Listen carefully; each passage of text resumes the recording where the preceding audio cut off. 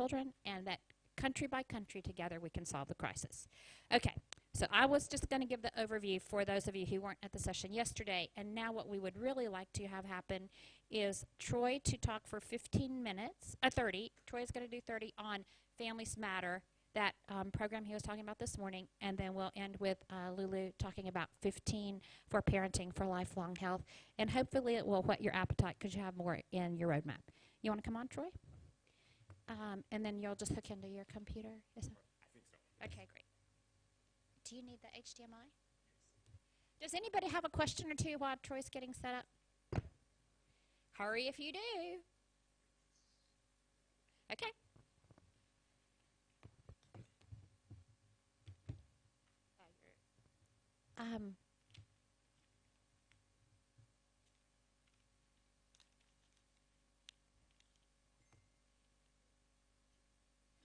Can any of you back there, excuse me, can anyone help us with this? Oh, it's up. Okay, got it. Are you going to sing again? Hello, good morning. Excuse me. Hello, good morning. I'm glad to be here with you, and I feel a little bit more relaxed in this fashion right here, I guess, as I have 30 minutes, and so we'll go ahead and get started with this. I just want to thank Susan for the faith that she's put in me and that she's given for me to be able to stand up here and to be able to share with you and to be able to articulate some of that which God has been doing in Zambia and other places that we're taking it to, as well as just some of the stories of what God is doing in people's lives. As we start out with this, I just want to as we talk about the Inspired program, Families Matter, we just want to talk about setting this upon a foundation and thinking in terms of systems and not things. So oftentimes when people are looking at, oh, I need to add another program, I need to add another program, I need to add another program, and it becomes difficult to sustain because people are having all these different things. But looking at how the different programs and what we're doing, how is it that we can help the churches establish systems so that it's not the pastor or the same old people running around and doing everything. And so that is part of what we're looking at establishing as we're looking at this. And so as we're looking at preventing root causes of vulnerability, I started with this slide right here. And one of the things is that I think as you saw this morning, I'll just touch on this just briefly as it relates to some of the foundational matters, is that we had an overwhelming problem in so much of sub-Saharan Africa. 6,000 people dying a day, another 8,000 becoming newly infected. And so we had a crisis that was not just staying static, but it was escalating. It was getting worse. The other part about it is with all these people dying, it was just so devastating as it relates to so many issues of people who are growing food, the teachers, the healthcare workers, how many people were dying. The other part about it is that we're looking at not just for today, but looking at what is it we're looking at for tomorrow as it relates to orphans and vulnerable children. Who is raising up the next generation? And so when we started out by this is that in many ways, HIV/AIDS was a wake-up call for the church because we as the church in so many ways were so late in responding to this crisis. And it was in many ways, it pointed out some things where it was even a crisis in leadership, that where the Church of Jesus Christ should be a prophetic voice looking at what's coming and anticipating and seeing about what is it that God, be like the men of Issachar, I think the women also, that as far as understanding the times and what is it that we must do as it relates to being the church, the people of God, utilizing the gifts, the skills, the talents, and all the potential that he has put into the church. So one of the things that we saw with this is that out of this, from looking at where we came from, as looking at that God has brought us a mighty long ways in these 15 years there, that this HIV/AIDS issue there, a lot of people in the world, and when I came from the States, I moved my family to Zambia 17 years ago to plan our lives into this issue here. And seeing about looking at, wow, as people think about Africa, we're thinking about a place that is already in so much poverty, so much disease. And what happens is that this is like a patient in intensive care and bringing an elephant over and sitting on them. And so many people thought that HIV/AIDS was going to finish this place. But one of the things that we've seen is that what the adversary has brought about for such great death and such destruction, how God has turned this around and seeing about for us as a church, and where we're seeing people out of the church saying we have to do something different as it relates to church and being the people of God. And so as we relate to this is that one of the things that we've seen here that for us as we talk about implementing Family Matters is that is looking at we're interested in is not looking at a map of Zambia and having what I call a push pin approach. Oh, there's a push pin right here. We are at this place here. Another push pin. We're at this place here. Another push pin. We're at this place here. But what God had led us to do is think about how is it that we could be strategic with our strategy and the passion and think about bringing about a sea change. And when we talk about a sea change, as far as about some of you, as far as looking at as far as El Nino and La Nina and certain parts of the ocean that you see about, if you could see about affecting the temperatures affected there, how it affects the weather and the climate over the rest of the earth. And so what we're looking at, right, what we started looking at is seeing about what are the specific points that we can touch to seeing about creating, to being about touching upon this, building this strategy that's going to sing about changing everything and going about seeing about that can go viral. And so part of that is that I think, which I talked about this morning, I'll just run through this part very quickly, is about right now the church is full of people and full of volunteer, people that are available. And what we found there, we have 7,000 caregivers. That's just the tip of the iceberg what could happen, but 7,000 volunteer caregivers making a difference, visiting homes, going down in the crevices, the dirt pathways into the homes. They know the community, they're out of the churches, and bringing care to people that are laying on a straw mat somewhere and changing and doing whatever is necessary because of HIV and AIDS. And what happens is that we saw that when we asked these people, why are they doing this? They have a passion because what they said, my mother, my sister, my son, my daughter, someone passed away, and they didn't even have an aspirin to take. And so what happens is that we came along, we said, we could be able to give you tools and build capacity that someone else does not have to go through what you went through. And what happened, we had people coming, we had people as far as in droves coming out, and with those caregivers. Is that out of those caregivers in our program called ZamFam, in which we'll talk about, which we've been reaching 100,000 orphans and vulnerable children. And that has been through the church and through these caregivers going into the homes, passionately caring for these young people.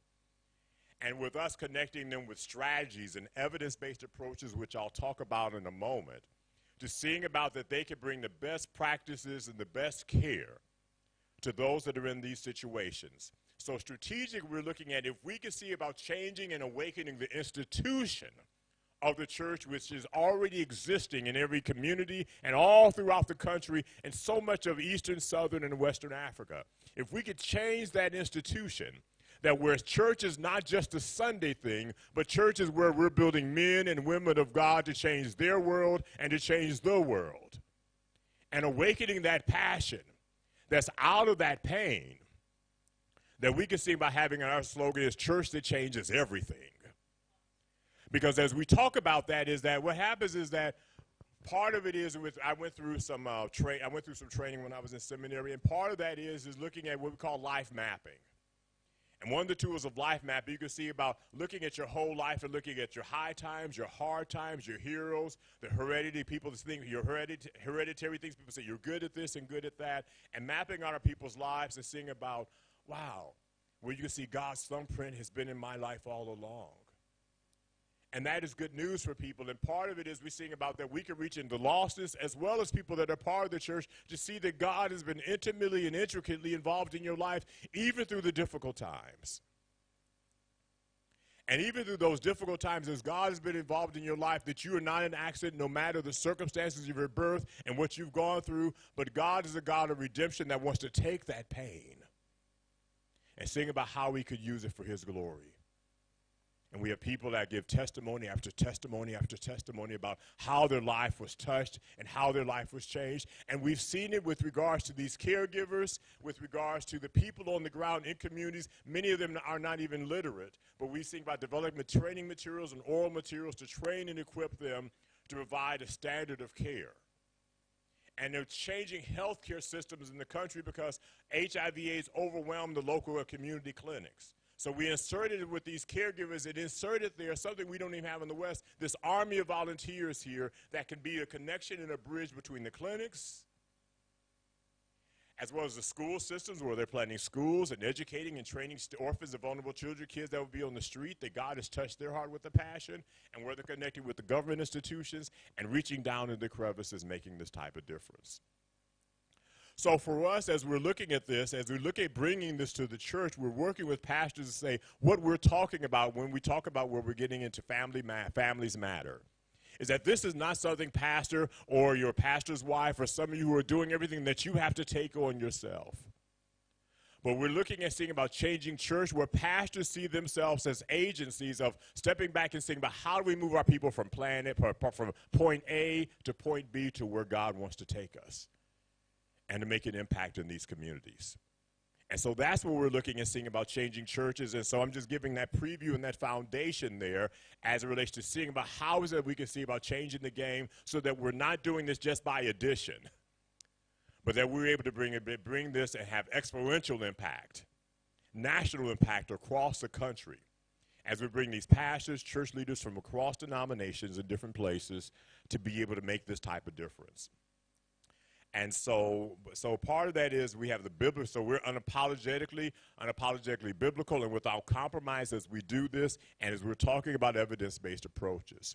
Now, one of the priorities of evidence-based approaches is looking at that we're talking about something that works and getting the church to speak the truth. And I know my time is flying by here. I'm getting to family matters, okay. And so as we talk about that, is that oftentimes the church is saying things there that if you abstain before marriage and you don't have sex in marriage, you don't have to worry about HIV. Not true.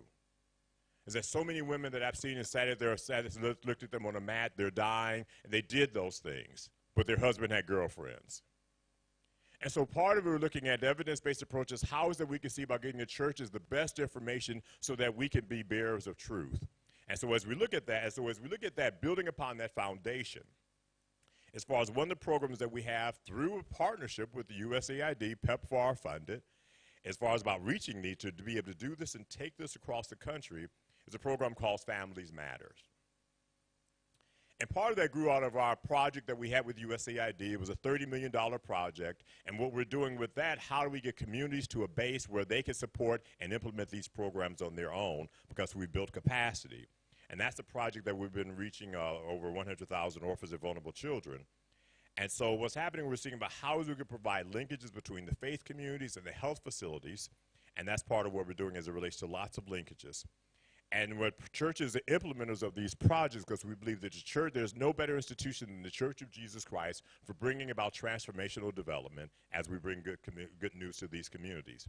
And so what's happening is that we have the volunteers out of the church is a platform and sites for these volunteers for counseling, dealing with all these different types of issues as we're looking at utilizing these already existing institutions. And the church is mobilizing these stakeholders in the private sector to seeing about implementing these programs. And so as we talk about as we look at these programs here, let's talk about Family Matters Zambia, is that what is Family Matters? It's an evidence-based group-level intervention for parents and caregivers, targeting the first FMP1 as far as targeting 10 to 14-year-olds. Primarily, we started looking at young girls, adolescent girls and young women because they were the ones that were in terms of the highest rates of new HIV infection. And so again, that's what we're looking at, that these evidence-based approaches, the study, the research, help us as a church to see is it where we need to make strategic targeting. And then also reaching now 15 to 19-year-old children. For most positive parenting practice and effective parent-child communication in general, and specifically about sexual health and gender-based violence prevention. And so what we're doing is seeing about in the age of urbanization where right now, Africa is going through a time of hyper change. And so where people are not looking at going back to the village. In the village, we can control our children's messages. There was not social media, there was not television, the satellite cable television, in terms of giving the children all this type of information. Parents control the messaging and are able to watch the children, the parents and the neighbors who we grew up generationally, we watch the children, we're not there anymore. And so we're looking at how is it that we can establish new and strategic tools in the areas of hypermobility and mobilization that's happening in communities. And so what we're looking at is seeing about how is it there that we build the capacity of parents to help for effective parent-child communication in general, and specifically about sexual health and gender-based violence prevention, and supports parents to define and convey values to their children, and assists parents to communicate messages about HIV, sexually transmitted illnesses, pregnancy prevention, and the gender-based violence issues. And so that is one of the aspects there that we're looking at. How is it we could come along parents that right now are overloaded, overburdened with regards to how do I pay bills, school fees, feed you, provide a house, and all those survival burdens. That so oftentimes how we deal with our children on these very, very important issues, raising up another human being, can be so easily missed and is another part of the struggle. So why Family Matters program? Short-term improvement is improving positive parenting, parental monitoring, and effective communication. It's linking parents and families and communities to necessary health care services. Long-term, we're seeing right now, and what we're seeing as it relates to evidencing, does this actually work? Is it really true or is it not true? A program that brings about change. And so right now, as far as we're looking at the studies, as Susan was sharing, long-term we see delayed sexual initiation. Yes, we want abstinence before marriage, but what's happening is that how do we begin to walk in that direction? And so we have to get away from where we're just preaching one thing and get beyond pounding the pulpit, preaching one thing. If you do that, you're going to go blind. To seeing about how is, and we see right now it doesn't work.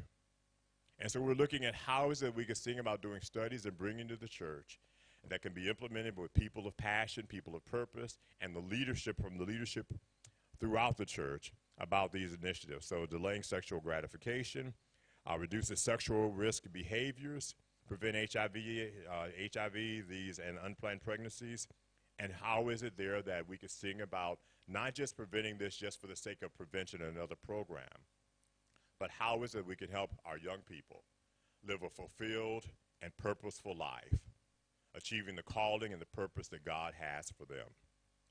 And so I'm trying to think, hopefully I never repeated these too much. And so how is the Family Matters program implemented? And the way it is implemented is pretty basic. There are 7 consecutive weekly group sessions, 3 hours a week, led by 2 trained certified facilitators. And for us, it's usually a man and a woman that is helping lead that facilitation. Session 1, introduce the Family Matters program and steps to understanding your child.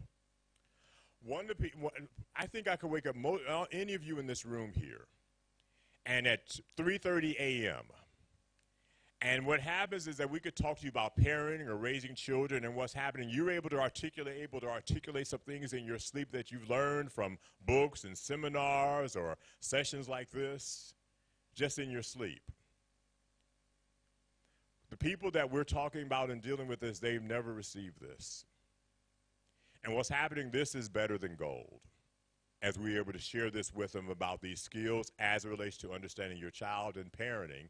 And what's happening is that oftentimes, as we talked about, from rural areas to peri-urban to urban areas, many of the parents have poorly learning, oftentimes what they saw their parents doing. And one of the things that we see that oftentimes is looking at in our times there, that if you want to make a copy, you need a good original to make a copy off of. But if you don't have a good original to copy off of, what you're going to be perpetuating generation after generation of some poor practices. And this is not just something in Africa. I see it in the U.S. as well. And so what we're looking at doing is seeing about right now how is it we have a revival in good, positive parenting practices that make a difference.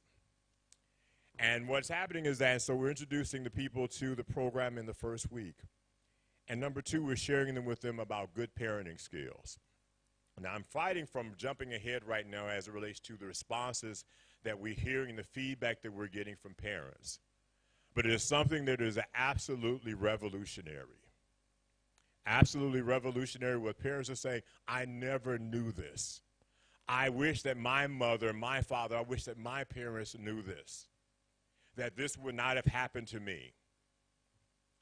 I know one of the things there that Susan was sharing with me as far as about the person who authored this, and I'm correct as far as about, is that she was one of the things that she saw that really touched her was that she was visiting. Where was that? What's the story, Susan? Or, let me let you share this. So the sociologist who developed this, Kim Miller, she's very careful about making sure that she really wants this to be implemented with fidelity. And we've actually talked with her about ideas she has about ways it could be more available beyond Africa, because it's just mostly where it's available now, and we have some great ideas about that. But she said she went around to do some site visits because the meeting places where the churches, because Expanded Church Response is implementing it. And she would see in churches sometimes like a man sitting at the back of the room listening to the parent group at the front of the room. And she thought, like, who is he? So she goes up and she introduced herself. She goes, excuse me, this is who I am, and what is your interest in being here? And he goes, I'm the pastor, and I never learned how to talk about sexual decision making with anyone.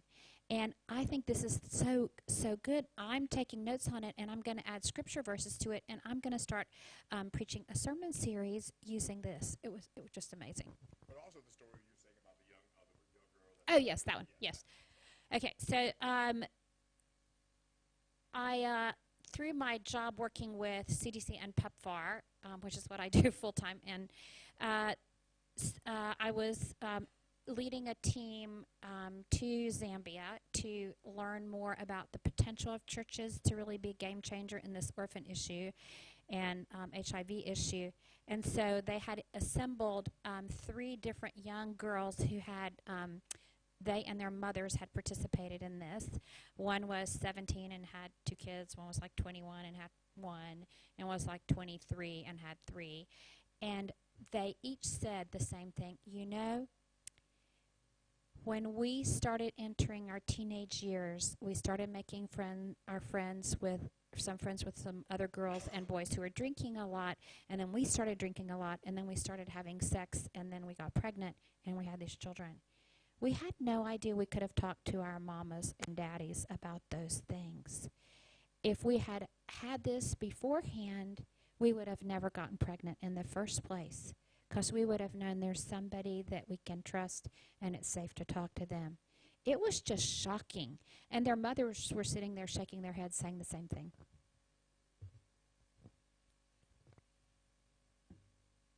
So you have about 7 more minutes. Okay, all right. And so as we're looking at this as far as about understanding how this is implemented here, yeah, all right. And so good parenting skills, the parents' role in educating their children about sexuality, information to increase comfort and skills in discussing sex and sexuality and pressures children face, understand child sexual abuse, and Section 7 is guiding and supporting adolescents living with HIV. And so let me ask you here, I mean, any of you, how many of you are parents? Would this been helpful to you? And so what's happening is that we're looking in this room here with all the resources, the knowledge, the books, and all that we have. As far as about, for myself, I have 2 boys, and I'm sitting here like, oh, yes. And it still was awkward. Oh, son, yes, when they get of age, we're going to talk about, yes, girls, and, that whole piece of it. I think you kind of know the dance. You're kind of, I think all of us here, we kind of know what that's like.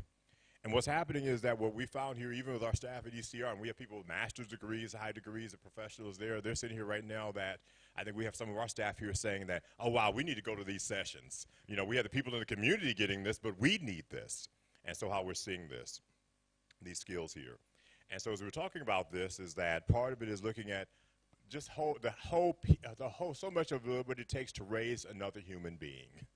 One of the most important job that there is as it relates to, because if we do a poor job at that, what happens to everything else? And so parental supervision guidelines. And so what's happening is that we have the stories about, even from the young people there, that, these questions that your children love for you to ask. Where are you going? Who will you be with? What will you be doing? You loved your parents to ask you this when you were going out. Of course, yes. And so what's happening is that what we're sitting here looking at doing is that we also have projects and programs that work with the children on the other end. and seeing about how is it there that out of this loving relationship there that your parents and they understand each other and our motives and where our hearts and why we're asking these things to help the parents and their children to understand one another. That is not just a question that someone just looks at the question and seems hostile. But how is it the young people can look at the question and understand, okay, this is what's happening with my mom. This is their experience. This is what they're seeing, and this is what they want from me. That we're not, instead of turning a hostile response, that where children are having respect and honoring and then looking and relating to their parents there as it relates to other ends and other projects that we're having as it relates to this. So supervision is knowing how a child is feeling, knowing when the child is troubled, and being someone the child trusts to talk to when he or she needs help. In this way, we can help our children recognize and stay away from risky situations. And what happens is that when we go out to the field and talking to the parents and talking to their children, as far as about the profound difference that we're seeing that is impacted as it relates to what's happening in these relationships here, as the parents and the children are relating to one another and the understanding that takes place there, and how children attitudes change, that children are responding to this and understanding the consequences and so much of that. As we're talking about this, looking at this. Right now, Families Matter is being implemented across in many countries throughout sub-Saharan Africa here, and you're seeing Kenya, Tanzania, and you can read that what's happening right here. And these materials that Kim has developed has been translated in over 20 languages. The track record, just as far as the history as is being related to what's taking place in Zambia, we started out with 100 facilitators certified, and we have those 2 by 2, so we have 50 workshops going on in each round of those 7 weeks. We started in May of 2016, and so far we've reached over almost 80,000 families with this project, primarily working with it through the institutions of the churches and institutions of the schools that are in Zambia. And so the other part that we see in terms of retention of parents and guardians in the program is 89% since training. And so we've had 15 rounds of training that we've done thus far. The uptake of the program has been good, with good retention, despite no incentives given. Anecdotal evidence shows increased disclosure of sexual and gender violence. And so we're seeing that real life impact. Increased confidence with parents to discuss sex-related topics with their children because they have the tools to do that. Improved parental monitoring of children. Mended and broken relationship between parents and their children. Sounds like heaven. Sounds like heaven. Wow, okay. Reduced harsh and abusive parenting reported by parents and guardians. Parents and guardians are more aware of pressures that girls and other children face. And so one of the pieces that we see here, strong bonds created with children as a result of practicing the FMP content. Parents and guardians' ability to notice signs of child sexual abuse, which we were speaking about before. And disclosure of the parents to the child about, disclosure of HIV disclosure between parents and children. And fathers are able to state that they're now able to have an authentic father-child relationship, where even fathers learning about how to talk to their daughters. I had 2 sons, thank God. So anyway, I wouldn't have known. But anyway, this would have been very helpful to me. The other part, as I was saying at the beginning right here, as far as about for us, one of the things that we've seen because of HIV and AIDS is that people see that we have to do something differently. So we see an openness towards churches coming in and saying about how is it that we need to work together in a John 17 response where Jesus prayed that we may be one. So we work across basically all the types of denominations in Zambia right here, different types of churches, and implementing this program in their not just for their members, but we're churches saying that our obligation is not just reaching our members, but we exist to sing about reaching the community. And for what we're doing right here, I think as we're getting ready to close right here, about maybe a minute. From the pastor, we have a problem as Christians. We feel talking about sex and sexuality, HIV and other STIs is obviously encouraging adultery. But how can we run away from HIV when the church is hit by HIV? This is the hour of need, and it is calling us to act. Another one, my relationship with my children, boys, girls, has strengthened. Before FMP, I was not relating well to my children, but now the program is helping me make considerable changes. And the last slide here, we're now so blessed and lucky that this program has taught us how to be talking to our children and how to help our children understand the challenges of these sexual abuses. The issue of HIV and AIDS prevalence amongst the girl child is that you do not end with Ngcobo, that's one of the areas in Lusaka, area, or just with our class. We wish that you continue educating many other women and caregivers with this program. God bless you. From a mother in Zambia. FMP is very special concept because of its practical and workable concept. It does not just improve communication between a parent and child, it builds good relationships between them. FMP creates a healthy environment for a child with many questions to find all his or her answers from within the loving home environment where he or she is less likely to be deceived. In this age of social media and all that's taking place, this is not just in terms of an option. For what we're seeing is expanded church response. What pastors and church leaders are seeing is that this is absolutely dire. This is a program like what we're doing is absolutely dire, that we're seeing about how is it there that in this wilderness out here where there's lions and people that devour our children that are predators, that we're seeing about bringing this type of program here, Families Matters, in terms of been bringing it and implementing through the vessel of the churches and institutions there so that this may be able to impact every child. Everyone has a rite of passage as they grow up in Zambia. That is our vision and that is our hope. Thank you very much and God bless. Thank you so much, Troy. We're going to take 2 questions now, and you can stay around afterwards if you want to, but yes, 2 for Troy. Yes, go ahead. So I probably should answer that. So you have links to everything publicly available in the roadmap. Remember, I kept saying, it's in the roadmap, it's in the roadmap. This, everything available is there.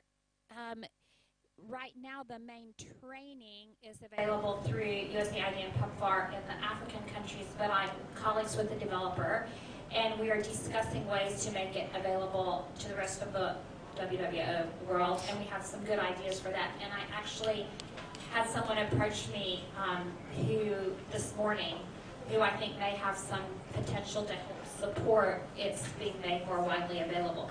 So what you would have in the link is the topic of the 7 sessions and the kind of things usually discussed. And you could definitely begin to even use that yourselves for now. Some of them have been turned into media programs, and I'm working on finding out about that. But everything is public available you have, and we're working on getting more available, and there are good options for getting more available. Yes? So if we have who we work with that live in East Africa, can they come to Zambia for the training? Troy, I think that's a great idea. You and I have talked about this yet. Can you say a little bit more about what you're thinking? Yes, for us as expanded church response, we're not just looking at serving Zambia, we're looking at expanding out. So this whole aspect there as it relates to bringing this type of training, as it relates to Family Matters, as it relates to affecting the vessels, the churches, to be able to prepare them to be able to deliver this, to change mindsets of pastors and church leaders. That's another part there that we can see about making arrangements, and so I can leave contact information so we can see about being able to do that. But we would love to see about doing a pilot. And you may be the guinea pig, or no, I'm sorry. You may be the one to be experimented with to see how we can do that. Do you guys have master trainers in Zambia? Yes, let me check with our people, because I know there's some, what they call master's trainers. I just want to make sure I'm giving a correct answer for them. Because if they do, then it totally would be possible even now, which is amazing. So pray into it. And there's one other thing I wanted to, let's ask the other question. Yes, Steve, go ahead. So I also want to just know 2 things. The first thing is, so I'm an Africa coordinator, so looking at strengthening our training system with some for that. The second thing would be, how did you go about doing your post-assessment for your training program? Pretty interested to hear about how. Some of that assessment, I think, has been, what Kim was doing. Yeah. You can speak to that a little bit more, right? The developer has staff and sends them, or she goes to do assessments. So we could definitely talk more about it. But since you're in South Africa is implementing it. And so we can talk more about that afterwards. There's one more thing that seemed important that it wasn't anything. So there are countries that are considering creating this as a media platform. So you could have like weekly radio shows, even with some suggested discussion points. So that would be also something really to be considered, because think of how quickly with media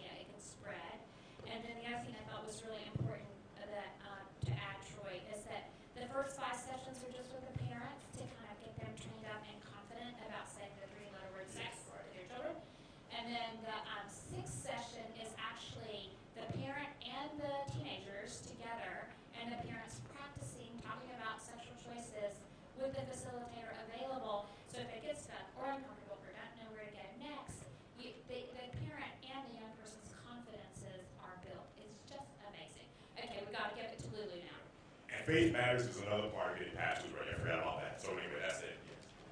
Yes, this has been converted into a 2-day program, interactive for pastors, and it's being rolled out now in a number of countries. And the pastors are just full of joy. So that one we need to actually down to. Good. Thank you so much, Susan. And thank you so much to everyone for coming and for inviting us to come and share the work that we do. I'm presenting about parenting for lifelong health, and I'm coming from an organization called Clowns Without Borders. So the parenting for lifelong health is a network which uses a collaborative approach where academics together with non-governmental organizations have come together to create programs that focus on families. The focus is on how do we strengthen caring families. So that is the essence of the programs that are developed. And what is important about the parenting for lifelong health programs is that they are evidence-based. That is why we find that the people who are in the center, like who are working around the programs, are academics, and the programs have been researched in low-income countries so that they can also be freely available to countries in terms of communities and into families.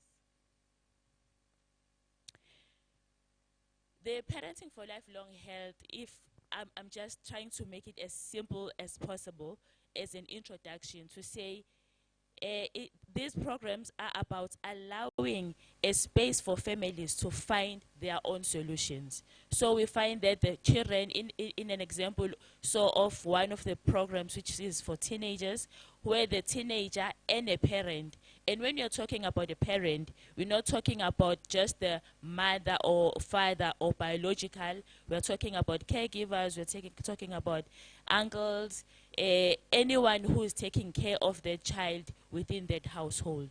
So we create spaces whereby they sit together in a circle where they are discussing different parenting related issues, and then they find that space safe enough to try and find their own solutions. And then the second thing we do is we then train others on what we have experienced first. So what we do is, before we go out into communities, we undergo training. So our trainers or organizations that will be working with families undergo trainings. And the trainings are also focused on you as a person, on you as a parent, to say in your own context, and then you have your own experiences, so that when you go out to work with other families, you are talking about something that you have also experienced yourself.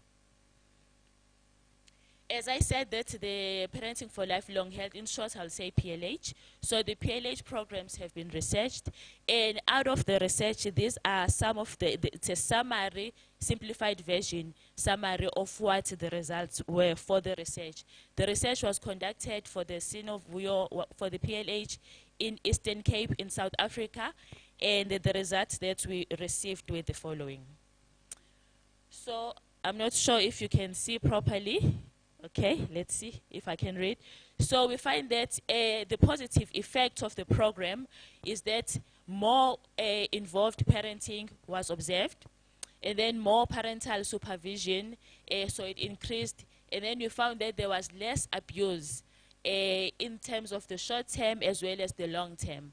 Where during the implementation of the program, the abuse was reduced, and then later on when we did follow up, the same was still applicable. Then less parent stress. So we mainly find that when we are parents, a lot of stress we undergo. So raising teenagers, I think some people looking at me now attest to that. And through the PLH program, we found that less stress was there, less parenting depression, more social support as we work in a social context, in a group, and then families are supporting each other. Less parent substance abuse. When we found that where the parents that we used to work with would be intoxicated, but then the more they engage on the parenting program, then we found that there was a reduction in the substance abuse. Less teen substance abuse, so the teenagers again there's a reduction there and more planning to protect teens in the community, because the PLH enables the communication between the parent and the child. You find that the parents now become aware of the issues that the teenagers face, and then you find now that there's more planning around how to protect and what are the safe spaces in the community and what are the not safe spaces in the community. And then there is less poverty because one of the sessions that we have speaks about how to the family, the parent and the teenager talk about economy, talk about their own finances within the family. To say, one of the examples there is that you find that children will want to have more and more, and then you find that parents have got limited money. So you find a teenager not understanding, why is my mom not buying an iPhone for me? Yet mom only earns a limited amount of money, or one expensive sneakers or tracksuits, or want to go have a lot of money. So through conversations, you find that the parents are open enough about what is available, and then the children are now aware of what they can ask and what they can do together. And then in terms of better monthly budgeting, so we also have another session where they talk about budgeting to say, now with what we have, how do we go about prioritizing? And that's not just done by a parent on his or her own, but it's a joint conversation between the parent and the teenager. And then also looking at better ways of saving, and then also going into the future. So these are some of this is a summary of the results, which is evident scientifically. It was researched, and this was observed through the research. Whenever there's a research, of course, you will find that there are things that happen and some things do not happen, because when you go into research, you do not know what you find. You are trying to find out if what you are going to be providing is working or not. So in terms of these points, we found that there was no difference between the treatment group or the control group. The consistent discipline, positive parenting, teen problem behavior, teen depression, teen social support. So with this one, so as it was a scientific study, these were elements that were not, that made no difference. But in terms of negative effects, we found that there were no negative effects on the program. So we can confidently say that when we present the PLH programs, they are, and the families engage with it, it's safe enough for families to engage and have and be part of the process. So as I said, this is a reminder, families working together. Because of time, I'll just run it a little bit quicker now. Let me just ask you something. You know, we started about 10 minutes late. We have over an hour for lunch. Would you guys be comfortable going? If we go 10 minutes longer, you guys can feel free to leave if you need to leave. Great. Okay, so we can have till 12:30. Oh, perfect. Thank you so much. Thanks for that. For those who are part of the session, they saw this model, so which is an approach that we use for the PLH programs. And as I said, that the program is about it's about families, it's about strengthening, caring families. And then we ask ourselves, if you're talking about families, what are we talking about? Families live in homes. And in most low-income countries, you find that families have got this kind of rondavel, we call it rondavel in South Africa. So where like mud houses that people build themselves. And then we use that as a model to create that a picture in the parent's mind to say, if we are talking about parenting, look at it in terms of a house. So if you are building a house, what do you start with? You start with the foundation, and then you build the walls, and then you end up putting on the roof. Most of the times you find that when we start looking at parenting, most of the people think about parenting in terms of, I need to discipline, I need to scream, I need to hit you, without having started in terms of focusing in loving and caring. So this model is what guides the sessions that we provide, which I will show you in the few slides. So the model focuses on how do we establish parenting goals, parent goals, and that is one of the initial sessions where the child and the parent are talking about what are our parenting goals. So what do we want to see for our own family? Because as much as this is a parenting program that is global, but it's within a family context and individual family. So my family goals, my parenting goals, and your parenting goals will not be the same. So parents have that conversations with their teenagers. Special time for you and your child. We normally think that parenting is about provision only, providing money, providing shelter, schooling, without paying attention on the emotional component or even the time to pay attention as to where the children are and where the parent is.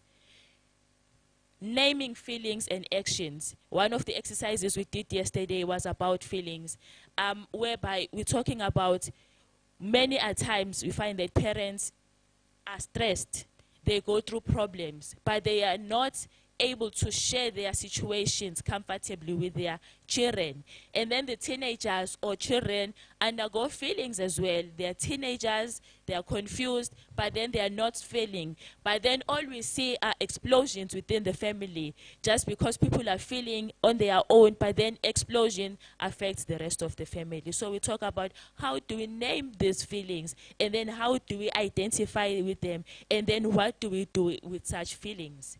And then we're using praise and rewards. This is one of a very interesting session again, where we find that parents work so much, but they normally don't feel recognized within the family. We find that as parents, you go out to work, you come back, you're cooking, you're cleaning, you're caring, someone is bleeding, you put a plaster, someone is crying, you're hugging, and no one is paying attention to what you do. And then this becomes an opportunity for parents to sit with their teenagers face to face, where they are praising each other and appreciating each other. And the same thing with the parent, with the teenager. We always talk to the teenagers to say, go wash the dishes, go clean up, go do this. But then we never have enough time to say, are we praising? And then the more we do the praise and rewards and reinforce praise, the more we see that good behavior happening within the family, where we move away from saying, you really cleaned well today, but if you only woke up earlier than you did, or you cooked so well, but why did you not put up the table? So there's always a but. So we're looking at how do we praise someone completely. So these are some like simple skills, simple basic conversations, but they are there to strengthen and bring back the caring within the family. But whilst that is happening, we're looking at how do we recognize both parties in a family context. Even when you're talking about families who are fostering, we are now bringing in new members within your family, and then they are expecting out of you, but then the program is about how do you, each and everyone, you give, you receive, and the child gives and the child receives. And then when all the walls have been done, which are about positive parenting, it is only then that we can say, now that I've built a good relationship with you, I've shown you how much I love you, I've spent time, and I've listened to you, I've paid attention, then when we talk about instructing giving, non-violent discipline, and problem solving, it will be easier or you'll be more approachable, because I know you are coming from a space of love and care when we talk about negotiating and being clearly even articulating the instructions or discipline within your own context. Because many a times you think as a parent, you say, I don't want you to come late from school. And then the child's late might be 7 o'clock, 7 p.m. But your late meant 5 p.m. So now already there's a clash. You think you've communicated, they think they've understood. The child comes back home at 7, they get there, you are screaming at them and they're confused. But you said I mustn't be late for me, you know. So those are some of the issues that we communicate, to say how do we communicate better and clearer and clearly articulate what we want to see and not what we don't want to see. So the communication again is about being positive and not being negative. Because I'm just thinking about maybe an example of saying, don't take that. instead of saying, please put this away. So in terms even of the communication itself, just paying attention to the words that you say so that what you say is easily received.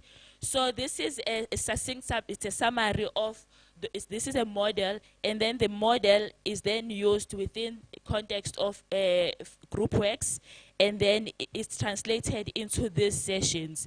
So the 14 sessions take us through the model where we're talking about how do we praise, how do we express our feelings, how do we discipline in a non-violent way, how do we save, and so forth and so forth. And the information is again available on the Inspire strategy document as well as on the roadwork for WWO.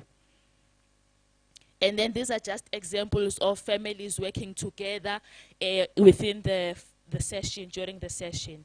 And then Clowns Without Borders works as an implementing agent for PLH, and then what you provide is technical support. And then the technical support comes through us training facilitators, coaches, and trainers, disseminating. So where we're looking at how do we help an organization or a church reach out to families in multitudes. So the countries that we are currently working in are over we've worked with and we are currently working with are over 20. Most of them, we started our work in Africa, and now we are working beyond Africa. We even here in Thailand, there's a program Jamie is running in Thailand, in Philippines, in India, and then in Haiti, and then we also in Africa. What we have done, we are working in South Africa. We are training the National Department of Social Development. So all the social workers, it's a mandate from the parliament that all the social workers within South Africa are trained, and Clowns Without Borders is undergoing that process. It's not easy. It's a process that needs us to be patient, but it's happening. So we're training all the provinces within South Africa so that the provinces, social workers themselves can in return be the ones reaching out to families. Because the idea in the South African context is to say, many a times we deal with cases, but then we're looking at how do we do prevention so that we can move the budget from cases to prevention. And then the more prevention we have, the less cases we'll have to be dealing with. So that is an ideal in the South African context. We are working in Swaziland, we've worked in Lesotho, in Uganda, in Congo, in South Sudan, in Tanzania, in Kenya. We are about to start working in Botswana and Ethiopia. We've worked in Cote d'Ivoire as well. So these are some of the countries that we have worked in, and we are working mainly with the Catholic Relief Services. And the Catholic Relief Service is a faith-based organization. And what we observe as Clowns Without Borders when we go to countries is that government is willing to work and cooperate in making a difference in communities, working with families.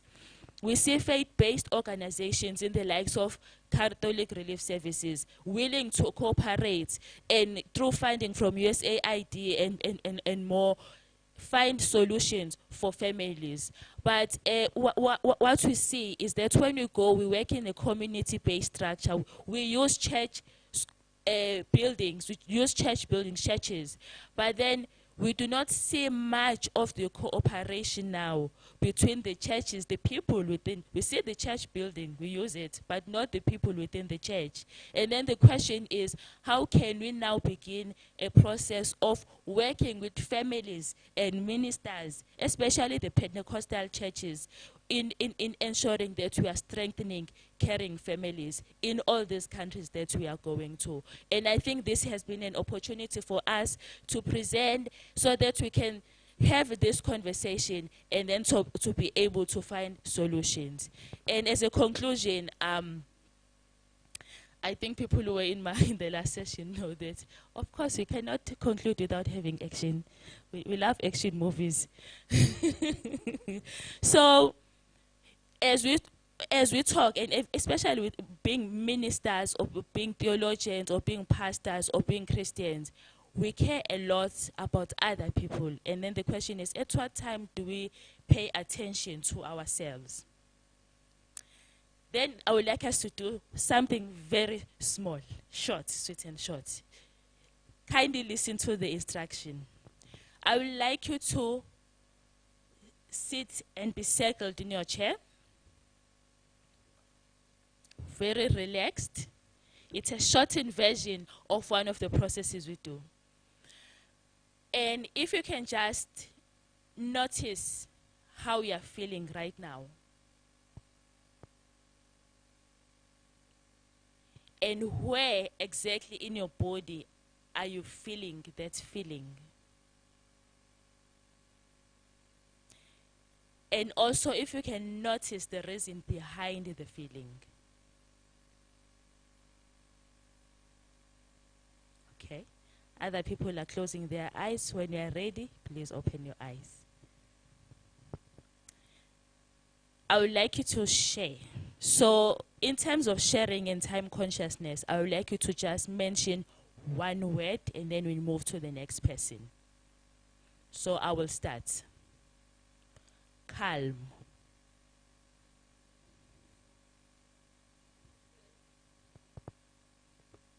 Next.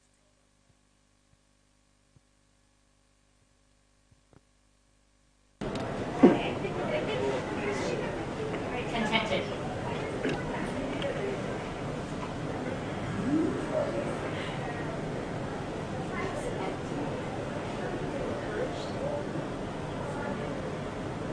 Peaceful.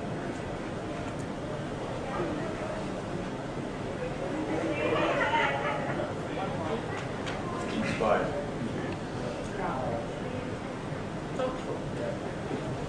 Hope. Excited. Optimistic. Concentrate.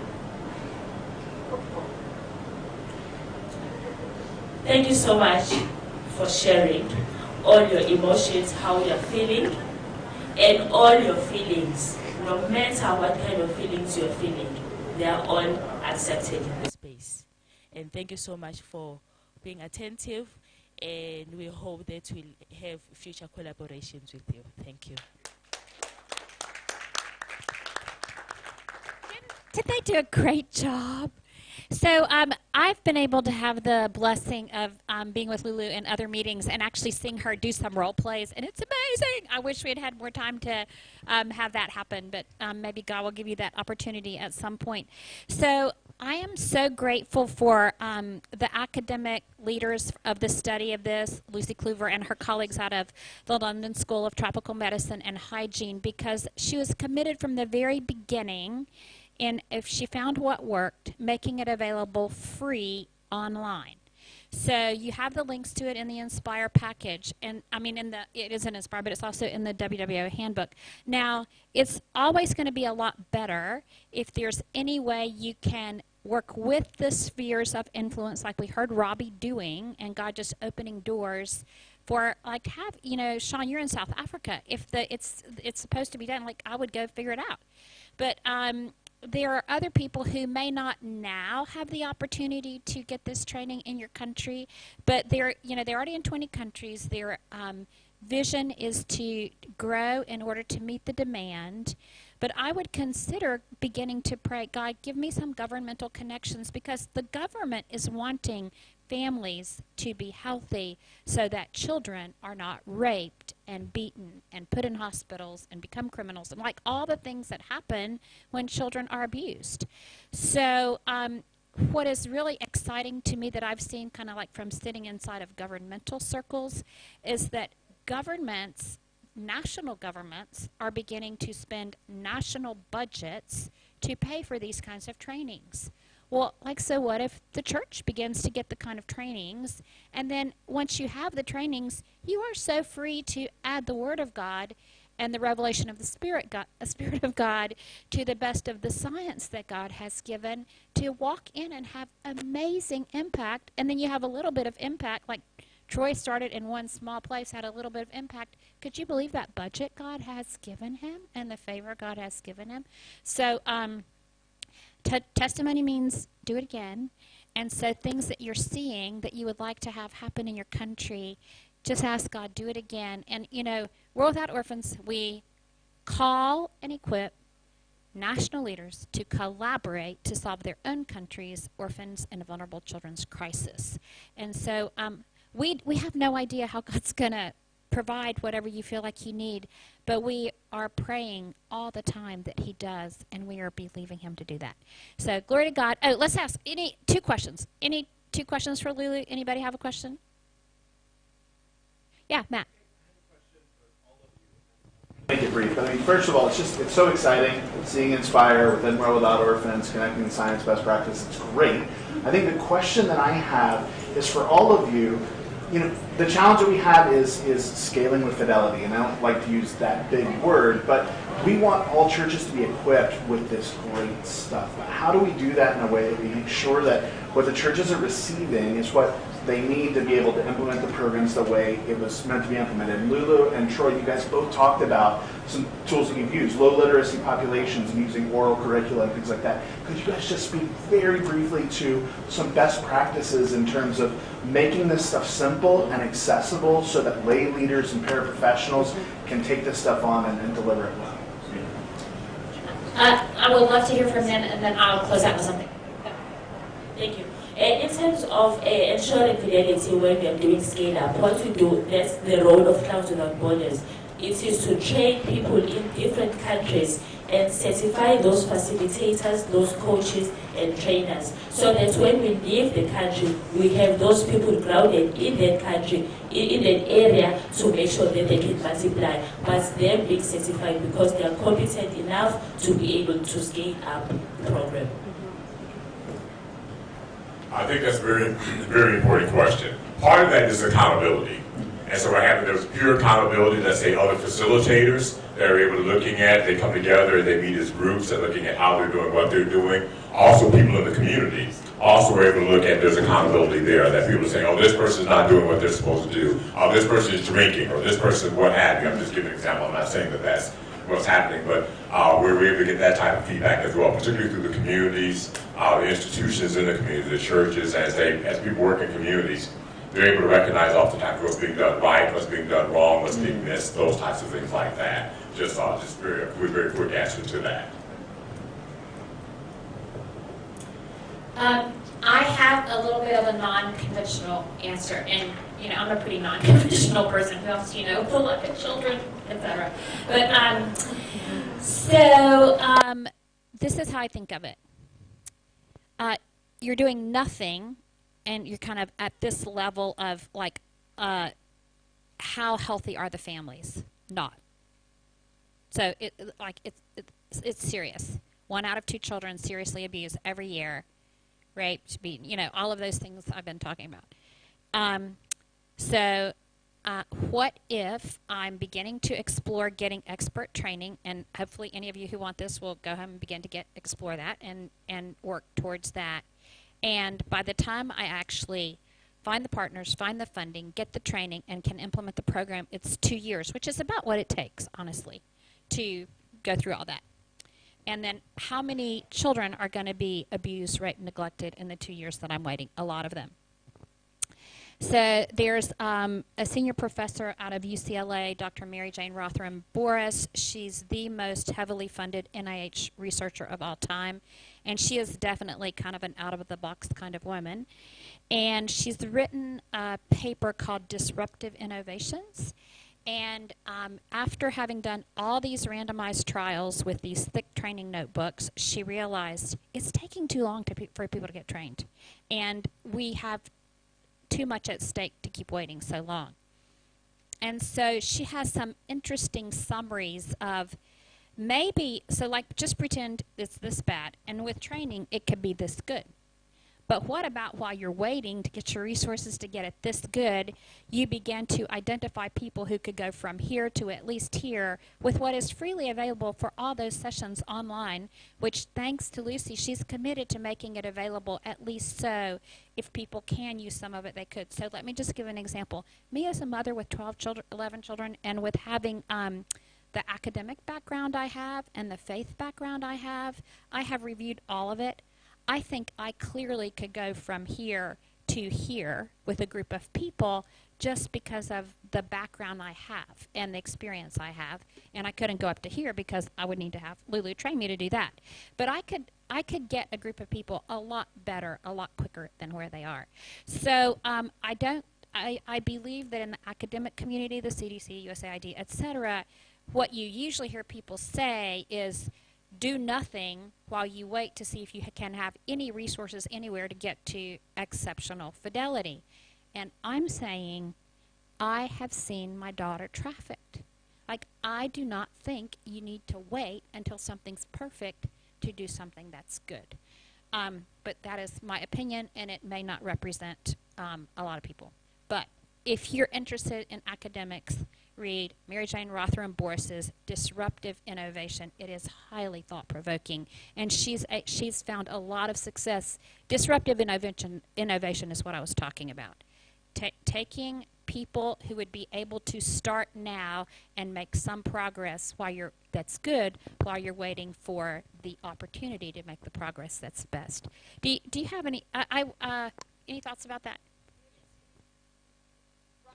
Rotherham, R-O-T-H-E-R, and I don't know if it's A-M or U-M, and Boris, B-O-R-U-S, and it's hyphenated. Just to add on this one, the PLH program currently, they are undergoing a process of researching it and having it online. So having a parenting program online. So it will no longer be limited to just us having to travel, but we need to go and look at how are we going to be training and taking it online. Yeah. You have to hug her for me. That's awesome. Let's see. It online in all these languages, and churches could just use it. Oh, yes, Lord, Steve. Okay.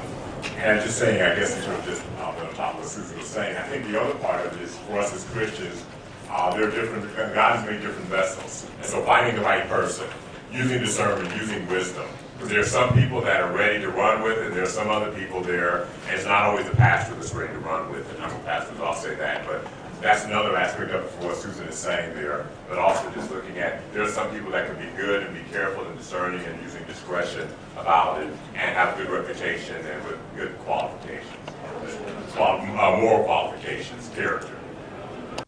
Lord, thank you for the time that you've given us today. Thank you for every person here. Lord, thank you for what we've been able to learn. Lord, thank you that we know that all the resources needed are yours.